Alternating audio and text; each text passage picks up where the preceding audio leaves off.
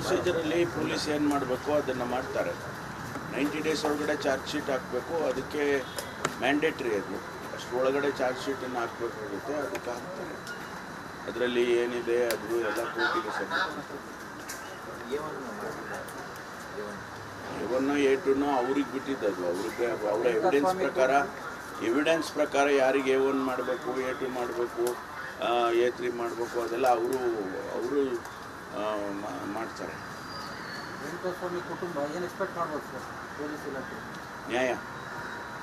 ನ್ಯಾಯ ಎಕ್ಸ್ಪೆಕ್ಟ್ ಮಾಡ್ಬೋದು. ನ್ಯಾಯ ಒದಗಿಸ್ಕೊಡ್ತೀವಿ. ಕೋರ್ಟಲ್ಲಿ ಕೂಡ ನಾವು ನ್ಯಾಯಕ್ಕಾಗಿ ಹೋರಾಟ ಮಾಡ್ತೀವಿ.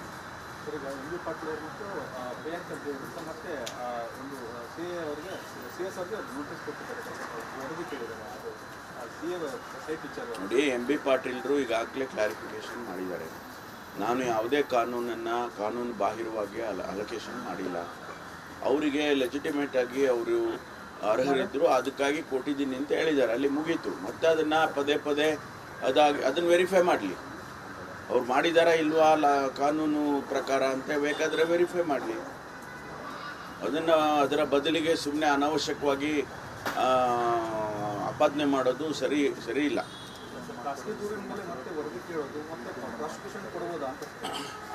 ನೋಡಿ, ಅದು ಅವರಿಗೆ ಯಾರು ಅಥಾರಿಟೀಸ್ ಇದ್ದಾರೆ, ಈಗ ಯಾರು ಗವರ್ನರಿಗೆ ಕೇಳಿದ್ದಾರೆ, ಅವರಿಗೆ ಬಿಟ್ಟಿರ್ತಕ್ಕಂಥದ್ದು.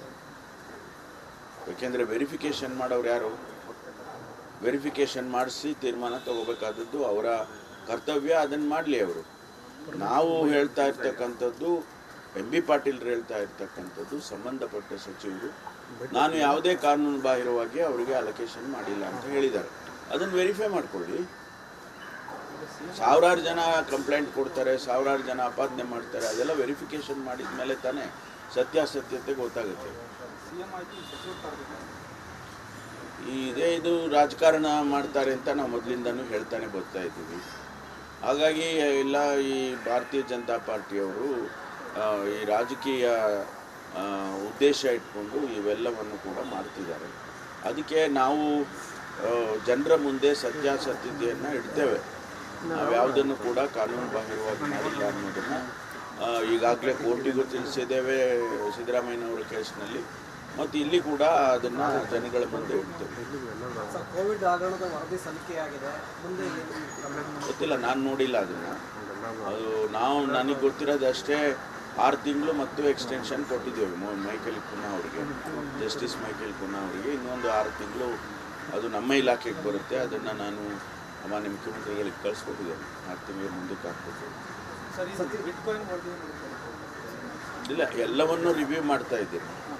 ಬಿಟ್ಕಾಯಿಂದಿರ್ಬೋದು, ವಾಲ್ಮೀಕಿದಿರ್ಬೋದು, ಅಥವಾ ಕೋವಿಡ್ದಿರ್ಬೋದು, ಎಲ್ಲ ಕೇಸಸ್ಗಳು ಎಲ್ಲಿ ಪೆಂಡಿಂಗ್ ಇದ್ದಾವೆ, ನಮ್ಮ ಮುಂದೆ ಇನ್ವೆಸ್ಟಿಗೇಷನ್ನಲ್ಲಿದ್ದಾವೆ, ಎನ್ಕ್ವೈರಿನಲ್ಲಿದ್ದಾವೆ, ಅವೆಲ್ಲವನ್ನು ಕೂಡ CIDನಲ್ಲಿ SIT ಆಗಿರ್ಬೋದು ಅಥವಾ CID ಕೊಟ್ಟಿರ್ತಕ್ಕಂಥ ಕೇಸ್ಗಳಾಗಿರ್ಬೋದು, ಅದೆಲ್ಲ ರಿವ್ಯೂ ಮಾಡ್ತೀನಿ. ಅದಕ್ಕೆ ಮುಂದಿನ ದಿನದಲ್ಲಿ ಒಂದು ಕಮಿಟಿನೂ ಕೂಡ ಮಾಡ್ತಾ ಇದ್ದೇವೆ ಟು ರಿವ್ಯೂ ದೀಸ್ ಕೇಸಸ್. ಎಲ್ಲ ಕೇಸ್ಗಳಿಗೂ ರಿವ್ಯೂ ಮಾಡೋದಕ್ಕೂ ಒಂದು ಸಮಿತಿ ಮಾಡಬೇಕು ಅಂತ ಉದ್ದೇಶ ಇದೆ. ಅದನ್ನು ಮುಂದಿನ ದಿನದಲ್ಲಿ ಮಾಡ್ತೇವೆ. ಇಲ್ಲ, ಬೇರೆ ಪಡಿತೀವಿ. ಅದು ಒಟ್ಟಿಗೆ ಮಾಡೋಕ್ಕಾಗಲ್ಲ.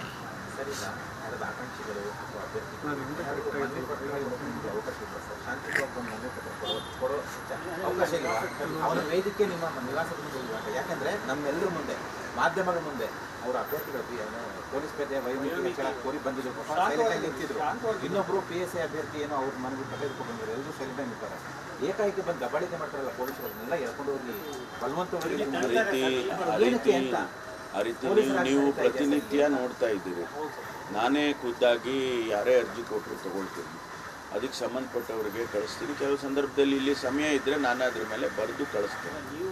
ಆದರೆ ಅಂಥದ್ದೇನಾದರೂ ಆಗಿದರೆ ನಾನು ಅವರಿಗೆ ಸೂಚನೆ ಕೊಡ್ತೀನಿ ಪೊಲೀಸ್ನವರಿಗೆ, ಆ ರೀತಿ ಯಾರನ್ನು ಮಾಡಬೇಡಿ ಅಂತ. ಯಾಕೆಂದರೆ ನಾನು ಇಲ್ಲಿಂದ ನಮಗೆ ಅಲ್ಲಿ ನಾವು ರೆಸಿಡೆನ್ಸ್ ಆಫೀಸ್ ಏನು ಕೊಟ್ಟಿದ್ದಾರೆ ಅಲ್ಲಿಗೆ ಹೋಗಿ ಅಲ್ಲಿ ಸ್ವಲ್ಪ ಹೊತ್ತಿದ್ದು ಆನಂತರ ನಮ್ಮ ಕೆಲಸಗಳಿಗೆ ಹೋಗಬೇಕು ಅಂತ. ಕೆಲವು ಸಂದರ್ಭದಲ್ಲಿ ಏನಾಗುತ್ತೆ, ಲೇಟಾಗಿ ಬಂದಿರ್ತೀವಿ ಅಥವಾ ಕನ್ವೆ ಮಾಡೋ ರೀತಿ ಅದನ್ನು ಮಾಡಬೇಕು, ಅದನ್ನು ಹೇಳ್ತೀವಿ. ಸರಿ ಇಲ್ಲ ಪೊಲೀಸರಿಗೆ ಕನ್ವೆ ಮಾಡೋ ರೀತಿ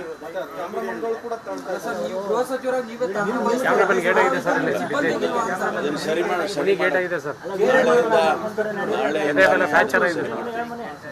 ಆ ರೀತಿ ಮಾಡ್ದಂಗೆ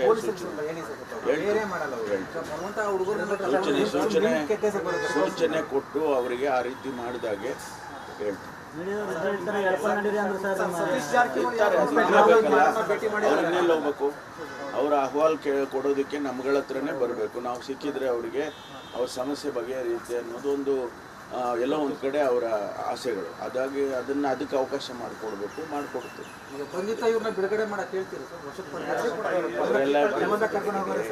ಇಲ್ಲ ಅದು ಯಾವುದು ಆ ಥರದ್ದು ಯಾವುದೇ ಯಾರಪ್ಪ ನೋಡ್ರಿ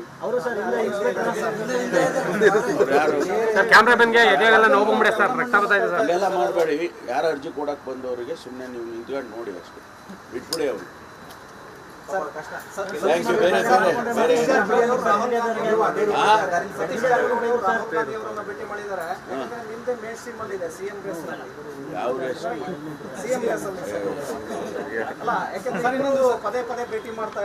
ಅವ್ರು ಏನಕ್ಕೋ ಭೇಟಿ ಮಾಡ್ತಾರೆ ರೀ.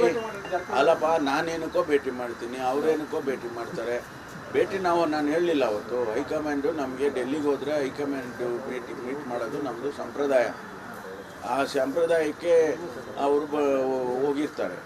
ಅವ್ರದ್ದೇನೋ ಹೇಳ್ಕೊಳ್ಳೋದಿರುತ್ತೆ, ಹೋಗಿ ಹೇಳ್ಕೊಂಡಿರ್ತಾರೆ. ಅದೇನು ನಾವು ಏನು ಎಲ್ಲದಕ್ಕೂ ಎಲ್ಲ ಮೀಟ್ ಮಾಡಿದಾಗೆಲ್ಲ ಏನೋ ಒಂದು ಅದಕ್ಕೆ ರಾಜಕೀಯದ ಬಣ್ಣ ಕಟ್ಟೋದು ಅಗತ್ಯ ಇಲ್ಲ. ನಮಗೆ ಬೇರೆ ಬೇರೆ ಕೆಲಸಗಳು ಹೇಳಿರ್ತಾರೆ. ಅವರು ಹೈಕಮಾಂಡಿಂದ ನಮಗೆ ಕೆಲಸಗಳು ಕೊಟ್ಟಿರ್ತಾರೆ. ಈಗ ನನಗೆ ಹೇಳಿದರು, ಈ ಪೋಸ್ಟಿಂಗ್ಸ್ ಬರ್ತಾ ಇದೆ ACC ಮೇಲೆ, ಆಮೇಲಿಂದ ಬೇರೆ ಬೇರೆ ವೈಯಕ್ತಿಕವಾಗಿ ಅವ್ರ ಮೇಲೆ, ಮೇಡಮ್ ಮೇಲೆ ಎಲ್ಲ ಬರ್ತಾ ಇದೆ. ಪೋಸ್ಟಿಂಗ್ಸ್ ಹಾಕ್ತಾ ಇದ್ದಾರೆ, ಟ್ವಿಟರ್ನಲ್ಲಿ ಹಾಕ್ತಾರೆ, ಫೇಸ್ಬುಕ್ಕಲ್ಲಿ ಹಾಕ್ತಾರೆ. ನೆಗೆಟಿವ್ ಆಗಿ ತುಂಬ ಕೆಟ್ಟದಾಗಿ ಪೋಸ್ಟಿಂಗ್ಗಳು ಹಾಕ್ತಾರೆ. ಅದೆಲ್ಲ ಸ್ವಲ್ಪ ರೆಗ್ಯುಲೇಟ್ ಮಾಡಿ ಅದನ್ನೆಲ್ಲ ಅಂತ ನನಗೆ ಹೇಳಿದ್ರು. ಅದನ್ನು ಏನೋ ಬೇರೆ ಥರ ನೀವು ಹೇಳಿದ್ರೆ ಗೊತ್ತಿಲ್ಲಪ್ಪ. ನನಗೆ ಗೊತ್ತಿರೋದು ಅಷ್ಟೇ. ನಾವೆಲ್ಲ ಹೋದಾಗ ಹೈಕಮಾಂಡ್ ಭೇಟಿ ಮಾಡ್ತೀವಿ ಅಷ್ಟೇ ಗೊತ್ತು. ನಮ್ಮ ಬಹುನಿರೀಕ್ಷಿತ ಯೋಜನೆ ಅದು. ಮೊನ್ನೆ ಸಿದ್ದರಾಮಯ್ಯನವರು ಬಜೆಟ್ನಲ್ಲಿ ಅನೌನ್ಸ್ ಮಾಡಿ 13,500 ಕೋಟಿ ರೂಪಾಯಿ ಎಸ್ಟಿಮೇಟ್ನಲ್ಲಿ ಮಂಜೂರು ಮಾಡಿದರು. ಅದು ಈಗ ಒಂದು ಹಂತಕ್ಕೆ ಕಾರ್ಯಗತ ಆಗ್ತಾ ಇದೆ. ಅಲ್ಲಿ ಸಕಲೇಶ್ವರದ ಜಾಗದಲ್ಲಿ ಏನು ಲಿಫ್ಟಿಂಗ್ ಮಾಡ್ತಾರೆ, ಅದನ್ನು ಚಾಲು ಮಾಡೋದಕ್ಕೆ ಮಾನ್ಯ DCM ಅವರು, ನೀರಾವರಿ ಸಚಿವರು ಟ್ರಯಲ್ ಮಾಡಿ ಬಂದಿದ್ದಾರೆ. ಈಗ 6ನೇ ತಾರೀಕು ಗೌರಿ ಹಬ್ಬದ ದಿವಸ ಭಾಳ ಒಳ್ಳೆಯ ದಿವಸ ಅಂಥೇಳಿ ಅದಕ್ಕೆ ಚಾಲನೆಯನ್ನು ಕೊಡ್ತಾರೆ. ಅದು ಸ್ಟಾರ್ಟ್ ಆದಮೇಲೆ ಸುಮಾರು 1,500 ಕ್ಯೂಸೆಕ್ಸ್ ನೀರು ವಾಣಿವಿಲಾಸ ಸಾಗರಕ್ಕೆ ಹರಿಯುತ್ತೆ. ಯಾಕಂದರೆ ಈ ಕಡೆ ಬರೋದಕ್ಕೆ ನಮಗಿನ್ನೂ ಕೆಲಸಗಳಾಗಿಲ್ಲ. ಇನ್ನೂ ಅಕ್ವೆಡಕ್ಟ್ ಹಾಕಬೇಕು, ಪೈಪ್ಗಳನ್ನ ಅಳವಡಿಸ್ಬೇಕು. ಅದಕ್ಕೆ ನಡೀತಾ ಇದ್ದೆವು, ಭಾಳ ವೇಗವಾಗಿ ಕೆಲಸ ನಡೀತಾ ಇದೆ. ಅದಾದಮೇಲೆ ನಾವು ಅರಸೀಕೆರೆಯಿಂದ ತುಮಕೂರು ಕಡೆ ತರ್ತೇವೆ. ಬಹುಶಃ ಮುಂದಿನ ಮಳೆ ಬರೋ ಅಷ್ಟೊತ್ತಿಗೆ ನಾವು ತುಮಕೂರಿಗೆ ನೀರನ್ನು ತರೋದಕ್ಕೆ ಸಾಧ್ಯ ಆಗುತ್ತೆ ಅಂತ ಅಂದ್ಕೊಂಡಿದ್ದೀವಿ. ಒಂದು ಸಾರಿ ತುಮಕೂರಿಗೆ ಬಂತು ಅಂದರೆ ಮುಂದೆ ಕೋಲಾರಕ್ಕೆ, ಚಿಕ್ಕಬಳ್ಳಾಪುರಕ್ಕೆ ಹೋಗೋದಕ್ಕೆ ಕೂಡ ಅನುಕೂಲ ಆಗುತ್ತೆ. ಅಷ್ಟರಲ್ಲಿ ಕೆಲಸಗಳೆಲ್ಲ ಮುಗಿದ್ರೆ ಅಲ್ಲಿವರೆಗೂ ತಗೊಂಡು ನಿಮ್ಮ ಕ್ಷೇತ್ರದಲ್ಲೇ ಭೂಸ್ವಾಧೀನಕ್ಕೆ ಇನ್ನೂ ಗೊಂದಲಗಳಿದೆ ಅಂತ ಸರ್? ಇಲ್ಲ, ಅದೇನಿಲ್ಲ. ಅವೆಲ್ಲ ಸಣ್ಣ ಪುಟ್ಟದ ಬಗೆಹರಿಸ್ಕೊಳ್ತೀವಿ. ನಮ್ಮಲ್ಲಿ 69 ಕೆರೆಗಳು ತುಂಬಿಸೋದಕ್ಕೆ ನಮಗೆ ಮಂಜೂರು ಮಾಡಿಕೊಟ್ಟಿದ್ದಾರೆ. ಈಗಾಗಲೇ ನಮ್ಮಲ್ಲಿ ಕೆಲಸಗಳೆಲ್ಲ ನಡೀತಾ ಇದೆ. ಕೆಲವು ಕಡೆ ಬೇಗ ಅಕ್ವಿಸಿಷನ್ಸ್ ಆಗಿ ಕೆಲವುಗಳು ನಡೆದಿದ್ದಾವೆ.